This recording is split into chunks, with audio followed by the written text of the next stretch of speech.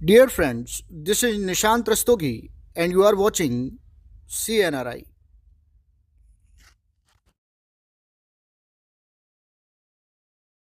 अब इस क्वेश्चन को सॉल्व करते हैं। क्वेश्चन आपसे कह रहा है कि उस विकिरण की ऊर्जा ज्ञात कीजिए जिसकी तरंग दैर्ध्य 350 गुणे 10 की घात -9 मीटर है। आपको क्या करना है, ऊर्जा ज्ञात करनी है और आपको तरंग दैर्ध्य दी गई है। तो देखिए, सबसे पहले हम यहाँ पर क्वेश्चन को कभी भी सॉल्व करते हैं तो उसमें हमेशा लिखते हैं कि दिया है। क्या क्या दिया है? तो हमें दिया जो है वो है तरंग दैर्ध्य दी गई है। तो हमें दी गई है विकिरण की तरंग दैर्ध्य यानी लैम्डा का मान दिया है और ये 350 गुणे 10 की घात -9 मीटर है। ठीक है ना। और हमसे ऊर्जा का मान यानी कि ई का मान पूछा गया है। तो आपको एक बात समझ में आ रही है कि आपको एक बात याद आ रहा है कि प्लैंक क्वांटम थ्योरी के हिसाब से लगाएंगे, प्लैंक क्वांटम सिद्धांत के हिसाब से लगाएंगे तो ई इक्वल टू जो आएगा वो आएगा hc/λ। ठीक है ना। अब hc/λ आएगा तो h क्या था, प्लैंक नियतांक है, कितनी वैल्यू होती है 6.626 इंटू 10⁻34। ठीक है ना। 6.626 गुणे 10 की घात -34 जूल सेकंड होती है। c क्या है, c जो है प्रकाश का वेग है, इसका मान कितना होता है 3 गुणे 10 की घात 8 मीटर प्रति सेकेंड। ठीक है ना। और लैम्डा का मान कितना दिया हुआ 350 गुणे 10 की घात -9 मीटर। अब इसको सॉल्व कर लो तो ये आ जाएगा 6.6, हमने इसको ले लिया, गुणे हो जाएगा 3 और बटे हो जाएगा तुम्हारा 350। ठीक है ना। और गुणे ऊपर जरा देखो तो ऊपर में क्या क्या आएगा, तो ऊपर 10 की घात -34 है। ठीक है ना। ऊपर जो है वो क्या है 10 की घात -34 है और गुणे क्या है 10 की घात 8 है और गुणे 10 की घात ये वाला ऊपर जाएगा तो क्या हो जाएगा 9 हो जाएगा। तो अब जरा देखो फिर से यहाँ पर, तो ये तुम्हारा आएगा 6.6 गुणे बाई 3 और बटे हो जाएगा 35 गुणे, अब ये वाला ऊपर की तरफ गया, ये वाला ऊपर की तरफ गया तो माइनस में आ गया, तो 10 की घात -35 हो गया और गुणे 10 की घात 17 हो गया। देखना भाई 9 और 8 जो होगा ये मिला के 17 हो जाएगा। ये वाला जो शून्य ऊपर की तरफ जाएगा, ये वाला शून्य ऊपर की तरफ जाएगा तो ये जो होगा वो कितना हो जाएगा, ये वाला शून्य ऊपर की तरफ गया तो इसको हम लिख सकते थे 35 गुणे 10 की घात 1 और जब ये एक ऊपर जाएगा तो माइनस में लाएगा तो ये क्या हो जाएगा, तो ये हो जाएगा 10 की घात -35। सही है ना। अब जब हम इसको सॉल्व करके लाएंगे तो ये वैल्यू आएगी 5.6 गुणे 10 की घात -19। ठीक है ना। तो इतना जूल जो आएगा वो मान आ जाएगा। तो इस तरह से इस क्वेश्चन को सॉल्व करते हैं।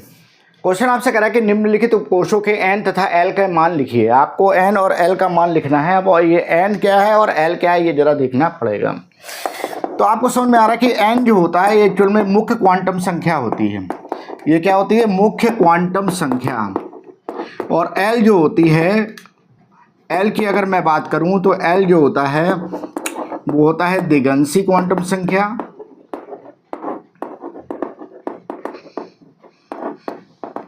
ठीक है ना। अच्छा, तो देखिए आपको एक बात ये मालूम है कि दिगंशी क्वांटम संख्या क्या करती है, उपकोष के बारे में बताती है और मुख्य क्वांटम संख्या किसी के कोष के बारे में बताती है।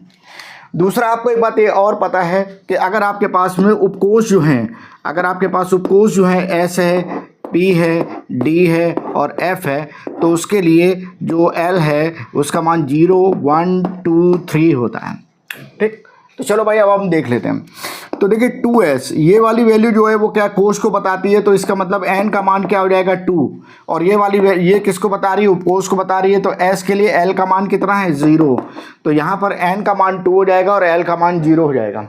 इसके बाद अगला आ रहा है 3p, तो 3p के लिए n का मान जो होगा वो क्या 3 हो जाएगा और l का मान जो होगा वो क्या हो जाएगा 1।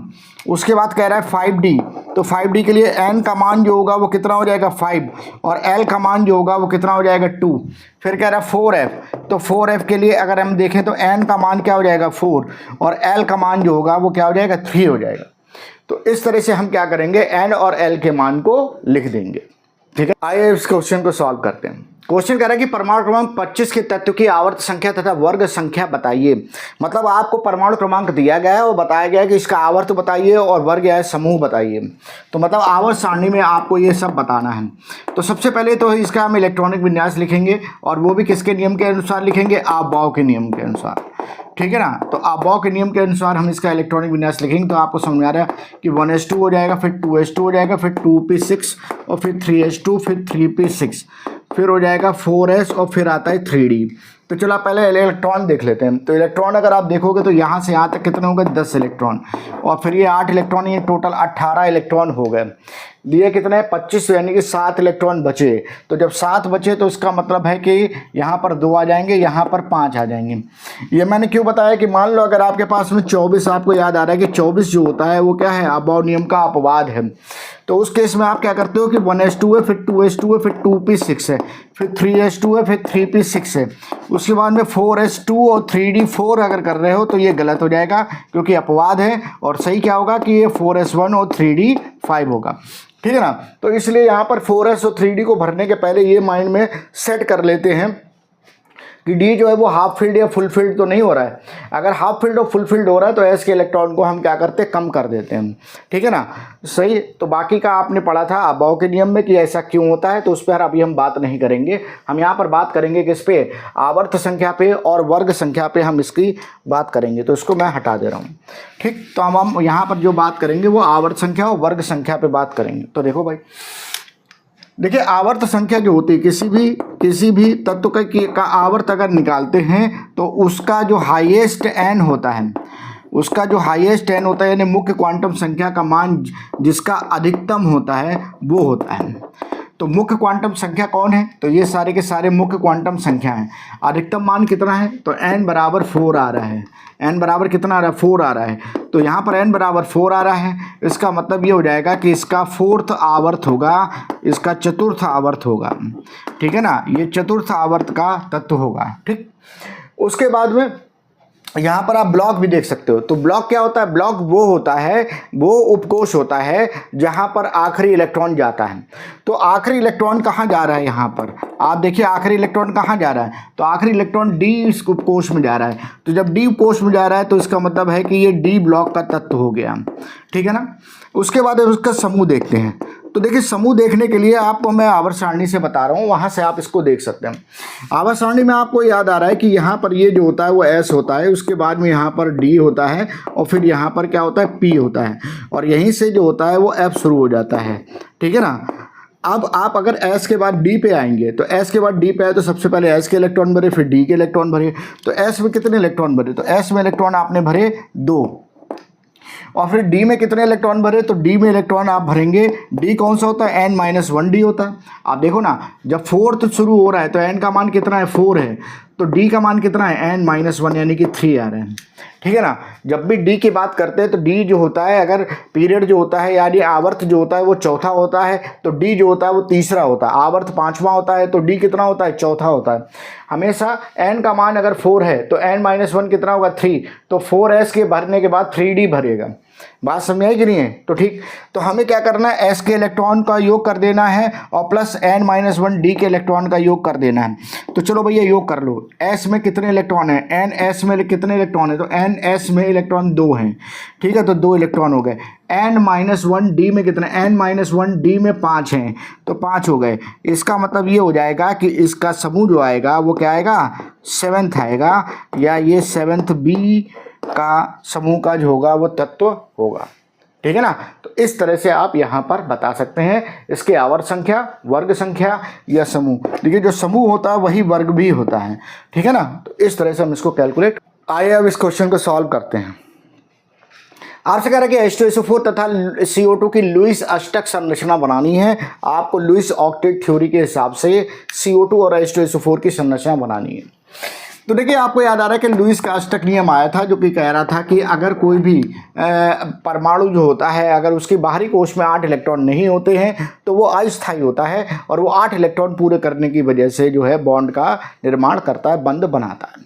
ठीक है। और फिर उससे बहुत सारी संरचनाएं निकली थी, और उसको बाद में लुईस ने जो है फॉर्मल चार्ज के बेस पर जो है वो वेरीफाई भी किया था।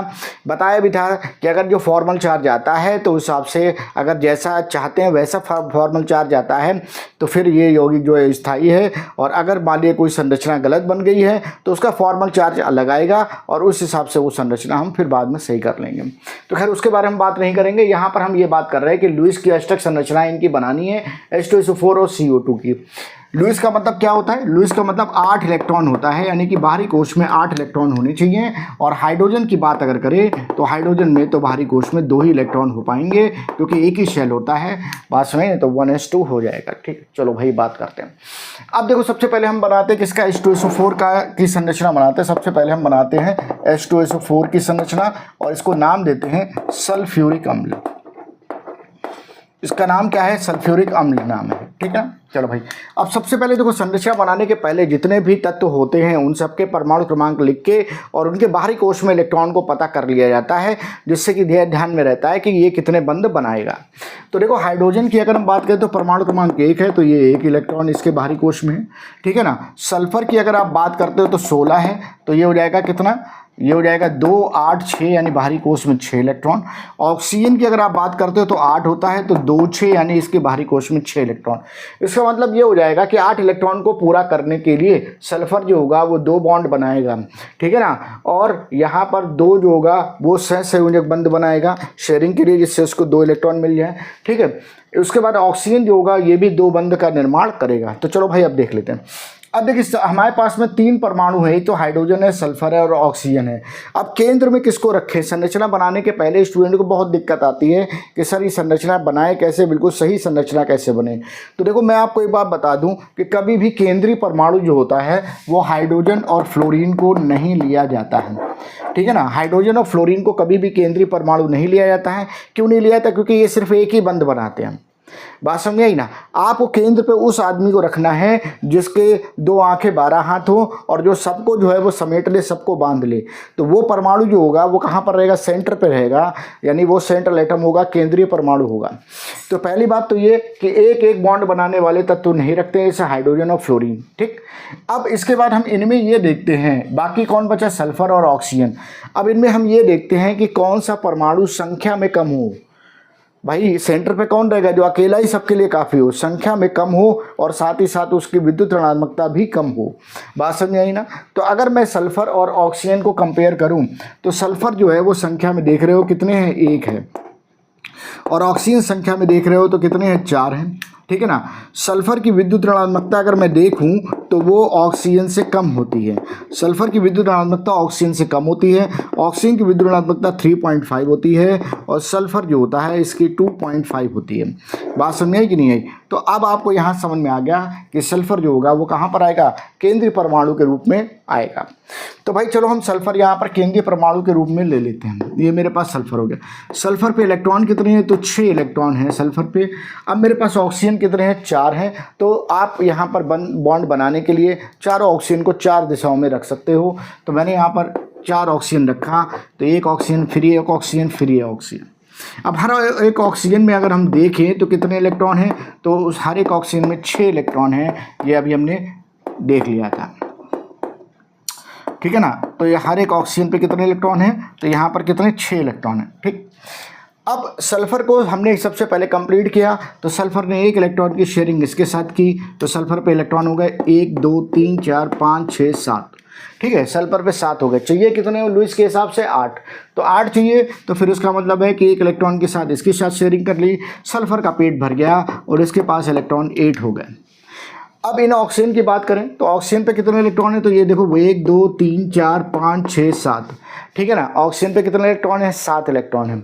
इस वाले ऑक्सीजन पे देखें तो 1, 2, 3, 4, 5, 6 और ये 7 इलेक्ट्रॉन है। अब एक बात जरा सोचेंगे कि इन ऑक्सीजन को भी 8 करना है। आपको एक बात समझ में आ रही है कि आपके पास सभी 2 हाइड्रोजन जो है छोटे हैं, जिनके एक एक इलेक्ट्रॉन इन ऑक्सीजन को मिल सकते हैं। तो आपने काम ये किया कि ये हाइड्रोजन लिखा और यहाँ पर 1 इलेक्ट्रॉन की शेयरिंग कर दी, और यहाँ पर आपने हाइड्रोजन लिखा और यहाँ पर 1 इलेक्ट्रॉन की शेयरिंग कर दी। इस तरह से इस ऑक्सीजन के पास भी पेट भर गया, यानी इसके पास भी 8 इलेक्ट्रॉन हो गए। ठीक है ना। इसके काउंट करें तो 1, 2, 3, 4, 5, 6, 7, 8। यहाँ पर काउंट करें तो 1, 2, 3, 4, 5, 6, 7, 8। ठीक है ना। सबके पास 8 हो गए। और हाइड्रोजन के पास 2 इलेक्ट्रॉन होते हैं, तो 2 इलेक्ट्रॉन हाइड्रोजन के पास भी हो गए। अब मेरे पास बचा क्या? ये ऑक्सीजन बचे हैं, 2 ऑक्सीजन, और मेरे पास सल्फर पे 2 इलेक्ट्रॉन बचे हुए हैं, 4 इलेक्ट्रॉन बचे हुए हैं।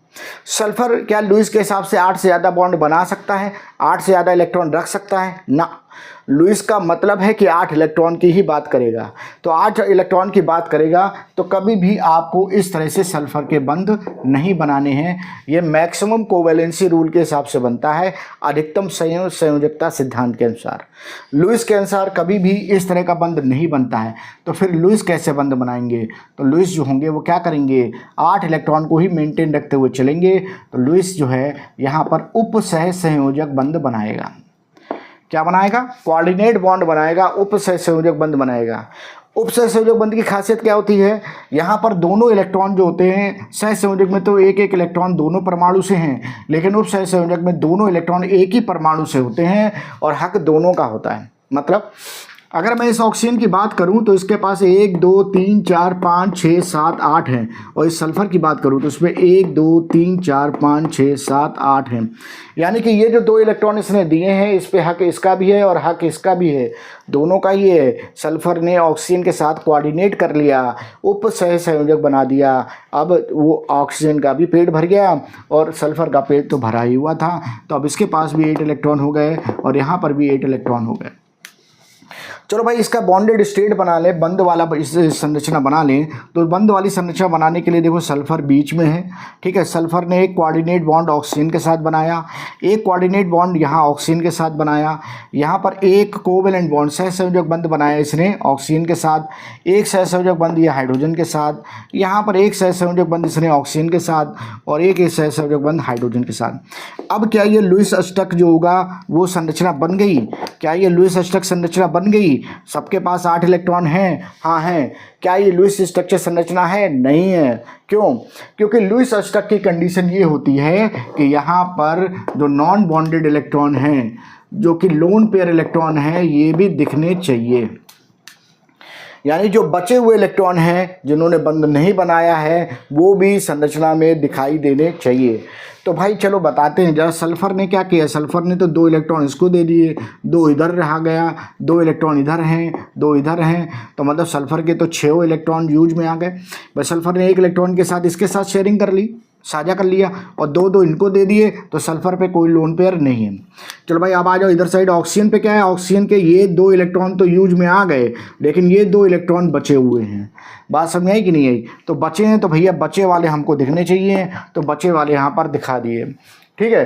फिर इस ऑक्सीजन के न तो ये यूज हुए ना ये, इसके पास जो है वो 6 के 6 बचे हुए हैं, तो बच्चे दिखने चाहिए, ठीक है। इस ऑक्सीजन को देखो, तो इस ऑक्सीजन की बात अगर करें तो इसके पास भी 6 के 6 बचे हैं, और बचे हैं तो हमको दिखने चाहिए, ठीक है। यहाँ पर अगर हम देखें तो यहाँ पर 4 इलेक्ट्रॉन हैं और यहाँ पे भी बचे हैं, तो ये हमको दिखने चाहिए, ठीक है। तो अब इस हिसाब से ये H2SO4 की लुईस अष्टक संरचना हो जाएगी।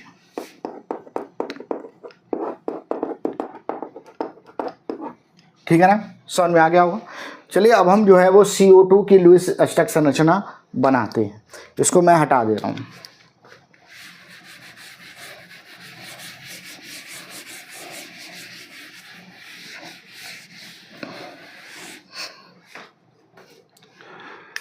अब हम देखो क्या करेंगे, CO2 की लुईस अष्टक संरचना बनाते हैं। तो CO2 में फिर से मैंने आपको बोला कि जितने परमाणु हैं उनके इलेक्ट्रॉनिक विन्यास को आपको लिखना है, जिससे कि आपको बाहरी कोश में उनके इलेक्ट्रॉन पता चल जाए और वो कितने बंध बनाएंगे 8 इलेक्ट्रॉन के लिए, ये भी आपको पता चल जाए, ठीक है।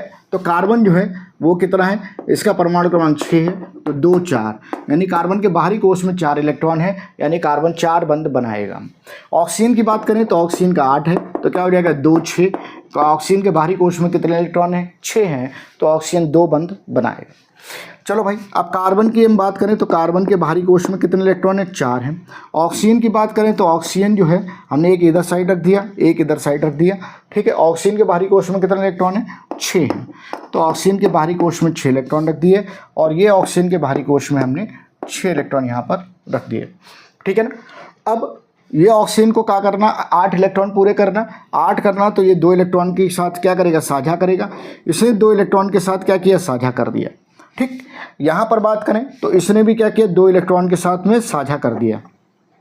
अब जरा देखो इस ऑक्सीजन की बात करें तो देखो 1 2 3 4 5 6 7 8, यानी इसके पास कितने इलेक्ट्रॉन हो गए? 8। इस ऑक्सीजन की बात करें तो इसमें 1 2 3 4 5 6 7 8, यानी इसके पास भी इलेक्ट्रॉन कितने हो गए 8। अब चलो कार्बन की बात करें तो कार्बन में कितना इलेक्ट्रॉन 1 2 3 4 5 6 7 8, तो कार्बन के पास भी कितने इलेक्ट्रॉन हो गए 8, यानी सबके पास में 8 इलेक्ट्रॉन हो गए और ये लुईस संरचना बन गई। तो चलिए बॉन्डेड स्ट्रक्चर इसका बना लेते हैं। तो बॉन्डेड स्ट्रक्चर बनाने के लिए कार्बन यहाँ पर, ठीक है, कार्बन ने 2 बॉन्ड बनाए किसके साथ, ऑक्सीजन के साथ। कार्बन ने 2 बंध बनाए किसके साथ, ऑक्सीजन के साथ। क्या ये लुईस स्टक जो है वो संरचना है, नहीं है, क्योंकि बचे हुए इलेक्ट्रॉन हमको यहाँ पर दिखाई नहीं दे रहे हैं। तो बचे हुए इलेक्ट्रॉन दिखेंगे तो 2 इलेक्ट्रॉन यहाँ पर हैं, तो 1 और 1 ये 2 इलेक्ट्रॉन ये हो गए, 2 इलेक्ट्रॉन यहाँ पर हैं तो 1 और 1 2 इलेक्ट्रॉन यहाँ पर हो गए। इस तरह से ये CO2 की लुईस अष्टक संरचना हो गई है।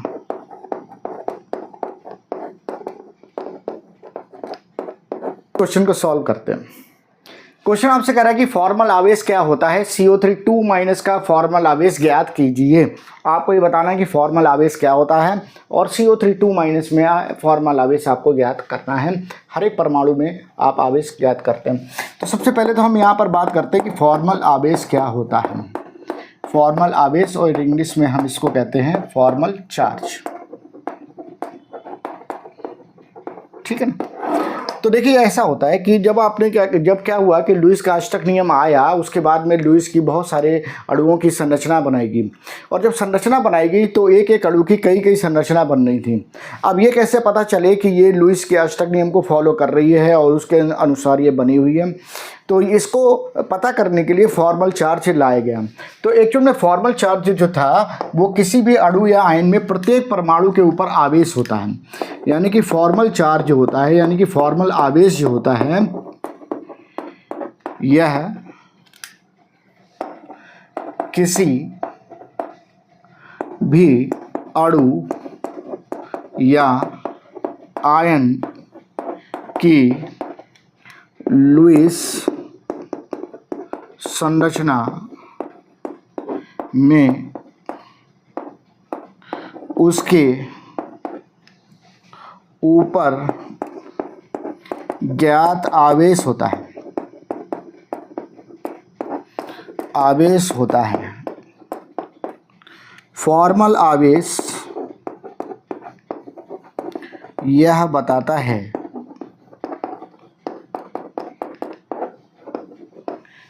कि दी गई लुईस संरचना सही है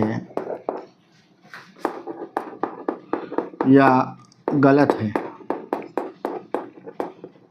अब ये कैसे पता चलता है कि सही है कि गलत है? भाई आपने क्या किया, इन सब का चार्ज पता किया, कार्बन का पता किया, 3 ऑक्सीजन का पता किया और उन सबको जोड़ दिया। अगर जोड़ने के बाद वो -2 आ रहा है तो आपको समझ में आ गया कि CO3 के ऊपर आवेश कितना आ रहा है, -2 आ रहा है। इसका मतलब ये संरचना CO3 2- की सही है। और अगर मान लो -2 नहीं आ रहा, -1 आ रहा है, 0 आ रहा है, तो उस केस में ये संरचना सही नहीं है, कोई दूसरी संरचना बनेगी और उस संरचना के अनुसार यहाँ पर आवेश कितना आएगा, -2 आएगा। तो एक लाइन हम यहाँ पर और लिखेंगे, यदि किसी उदासीन यौगिक में सभी परमाणुओं का फॉर्मल आवेश 0 आता है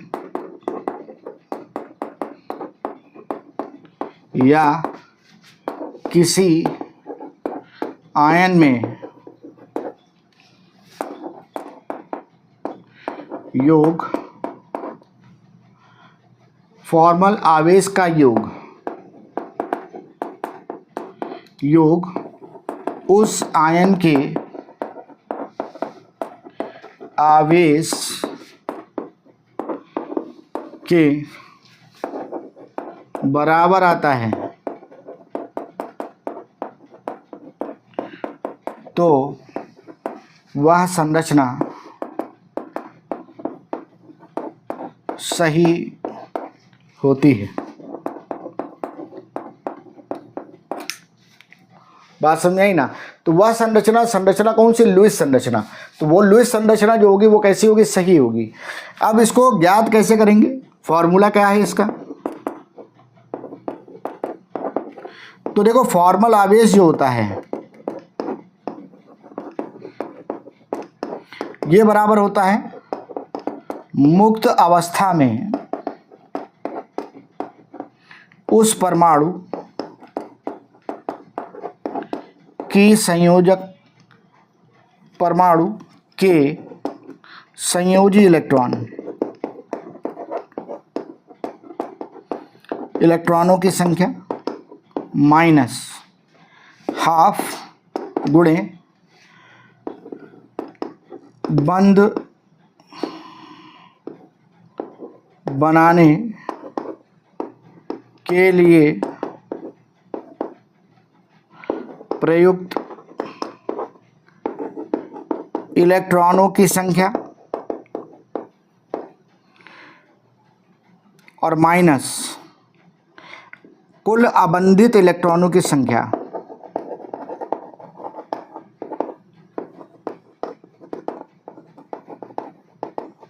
बात समझ आई ना। तो फॉर्मल आवेश बराबर होता है मुक्त अवस्था में उस परमाणु के संयोजी इलेक्ट्रॉनों की संख्या माइनस हाफ गुणे बंध बनाने के लिए प्रयुक्त इलेक्ट्रॉनों की संख्या और उसके बाद माइनस कुल अबंधित इलेक्ट्रॉनों की संख्या। ठीक है, अब ये सब बहुत ज़्यादा हो गया, अब समझ में नहीं आ रहा होगा कि सर ये क्या बोल दिया। तो चलो अभी हम इसको समझते हैं कि हमने क्या बोला है और उस हिसाब से हम इसको देखते हैं।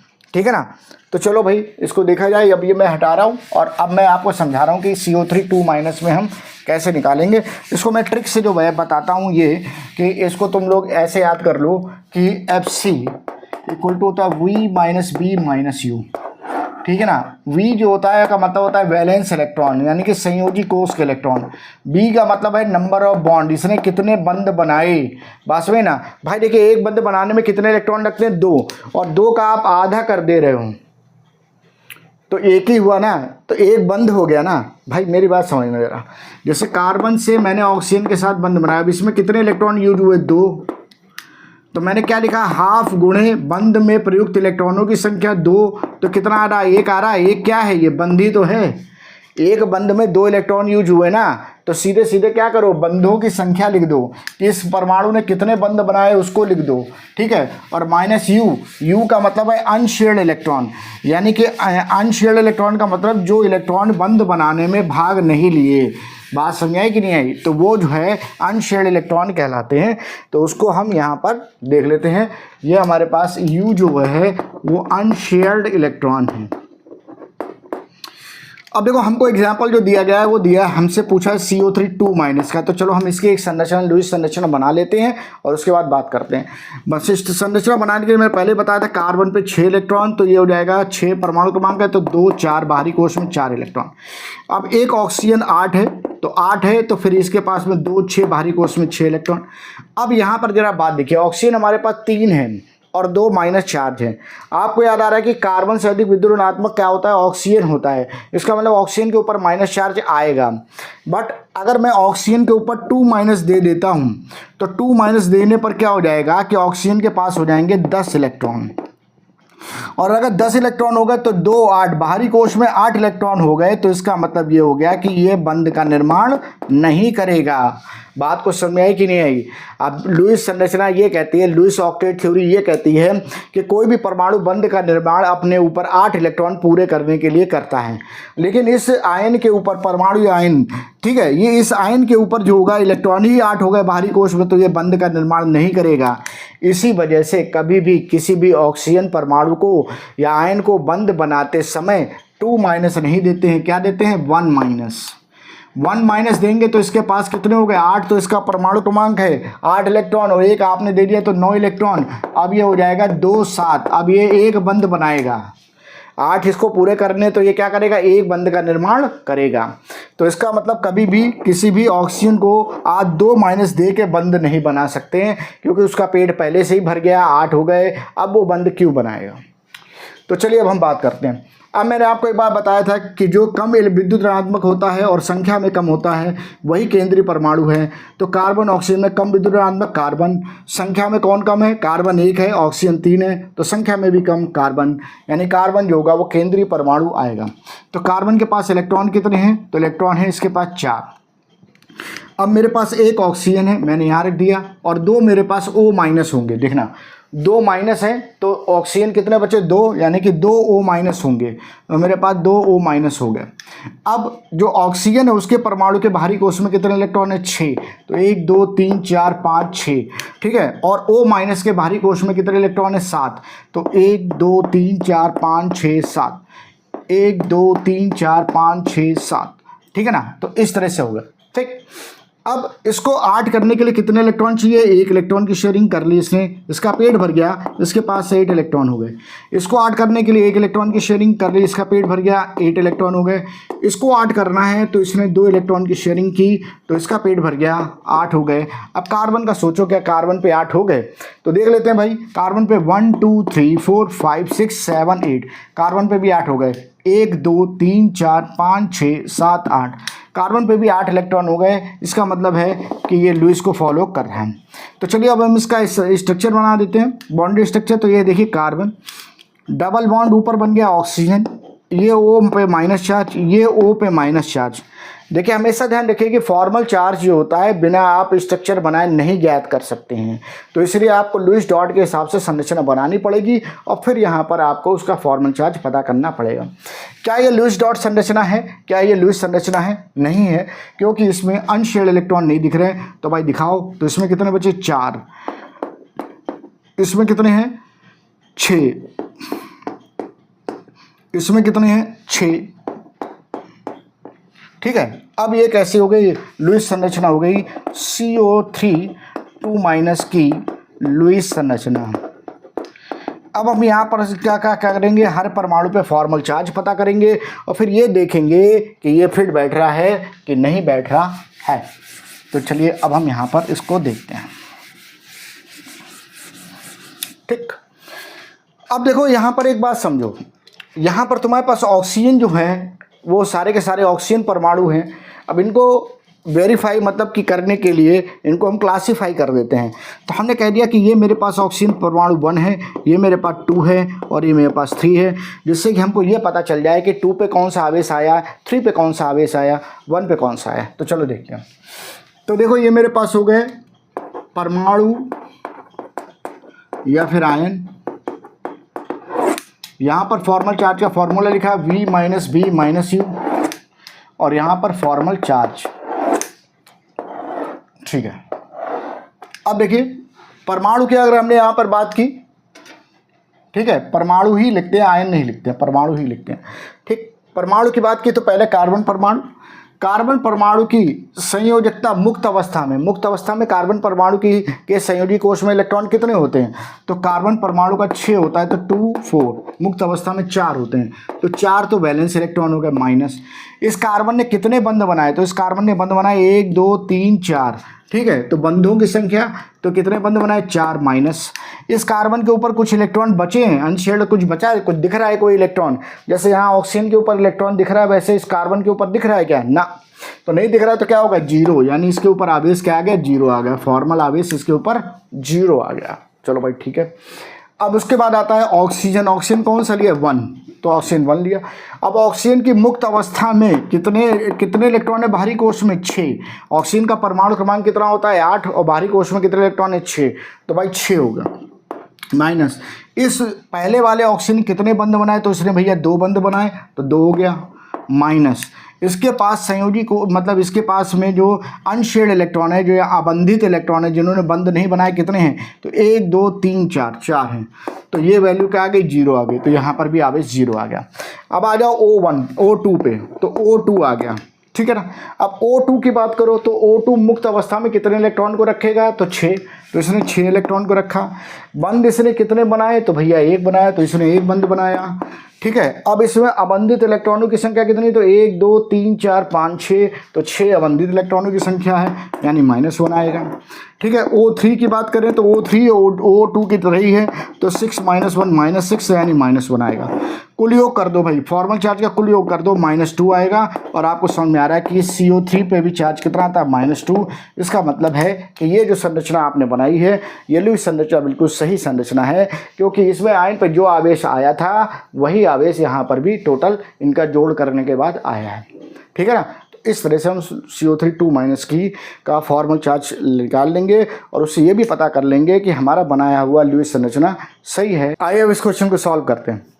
क्वेश्चन करें कि निम्नलिखित विकल्पों में से किस विकल्प में सबसे अधिक मोल होंगे।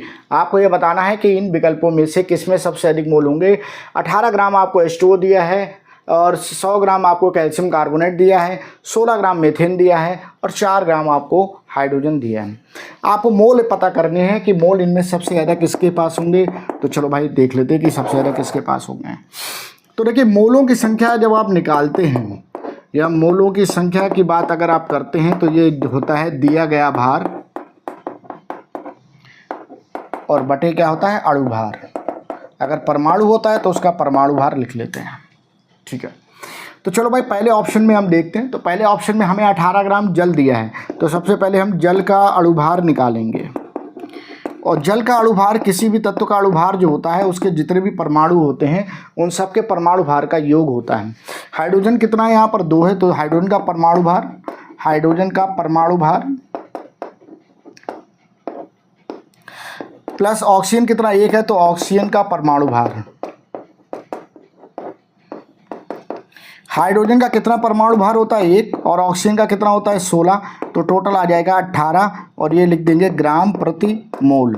ठीक है ना। अगर हम इसको ग्राम में लिखते हैं तो हमें फिर ग्राम में लिखने पर प्रति मोल जरूर लिखना पड़ता है, ग्राम प्रति मोल। ठीक, क्योंकि 1 मोल का जो वेट आता है ग्राम में वो इतना ही आता है, उसके अणुभार के बराबर आता है। ठीक, तो चलो भाई इसके मोलों की संख्या निकालने, तो मोल को हम n से दिखाते हैं।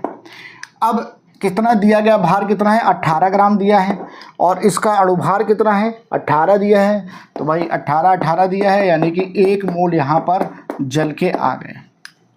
अब बी ऑप्शन ले लो। तो बी ऑप्शन में अगर हम बात करें तो बी में क्या दिया, कैल्शियम कार्बोनेट दिया। तो जरा कैल्शियम कार्बोनेट का सबसे पहले अणुभार निकालूं। तो अणुभार को मैं ऐसे लिख दे रहा हूँ, कैल्शियम का अणुभार प्लस कार्बन कितना 1 है, कार्बन का अणुभार और प्लस 3 गुणे ऑक्सीजन का अणुभार। कैल्शियम का अणुभार अगर हम देखें तो 40 होता है, 20 कैल्शियम 40 होता है।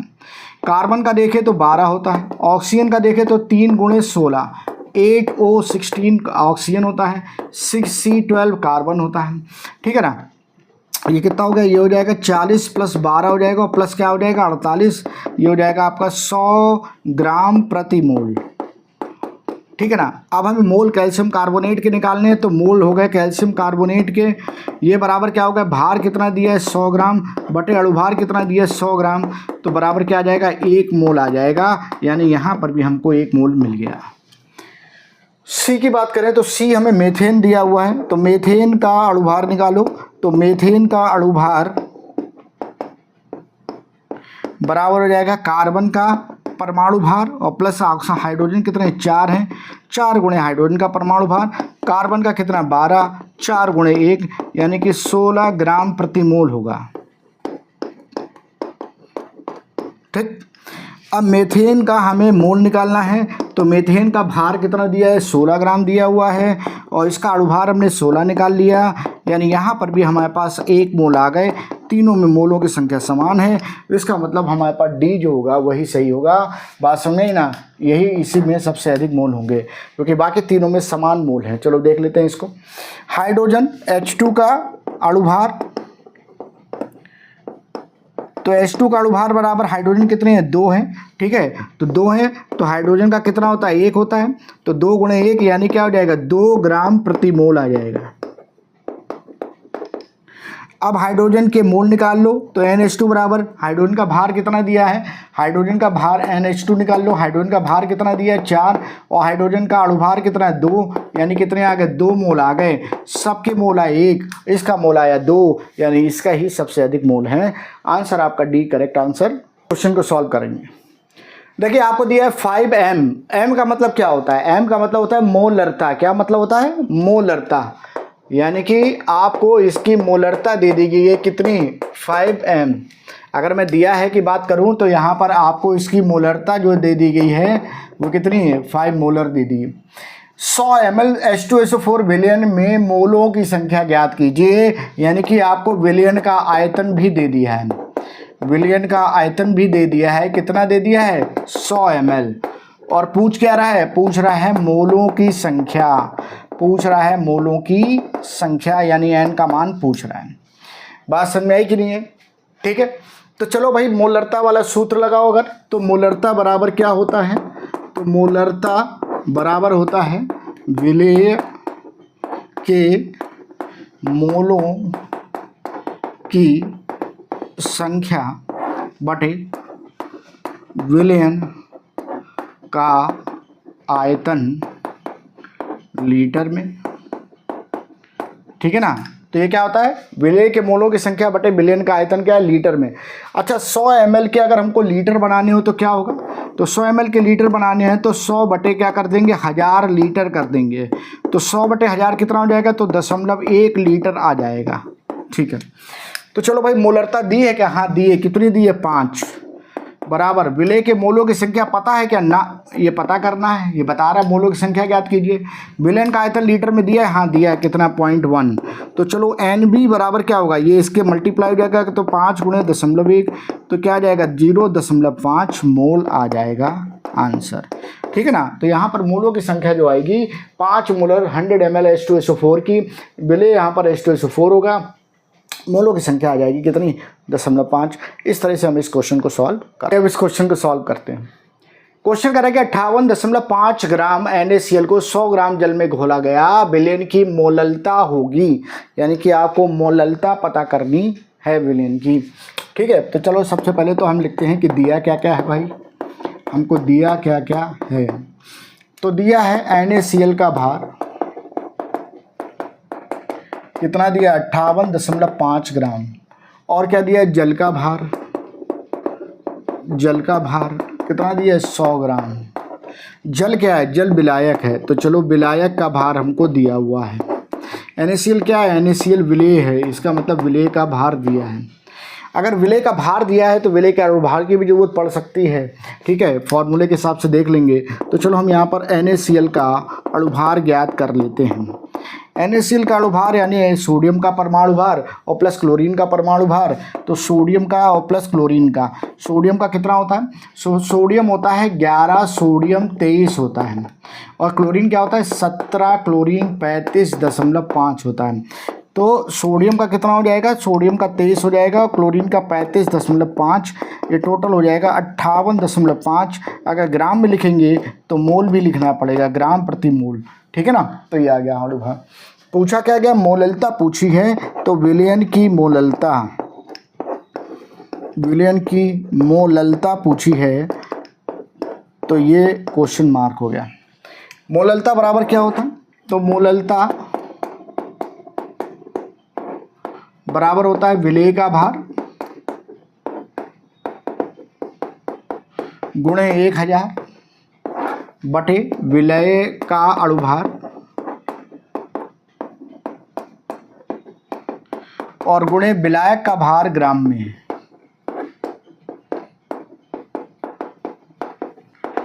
अगर मान लो किलोग्राम में रखेंगे तो 1000 हटा देंगे। ठीक है ना, विलायक का भार अगर हम किलोग्राम में यहाँ पे रखते हैं तो ये हटा देंगे। तो चलो भाई विलेय का भार कितना दिया है, तो 58.5 ग्राम दिया है, गुणे क्या हो जाएगा 1000 बटे विलेय का अणुभार भी 58.5 है, और विलायक का भार ग्राम में कितना है 100 ग्राम। ये कैंसिल आउट हो गया, यहाँ से 2 जीरो चले गए, यानी कि 10 मोलल आ जाएगा। ठीक है ना, तो 10 मोलल आ गया, यानी बी ऑप्शन आपका करेक्ट ऑप्शन हो जाएगा।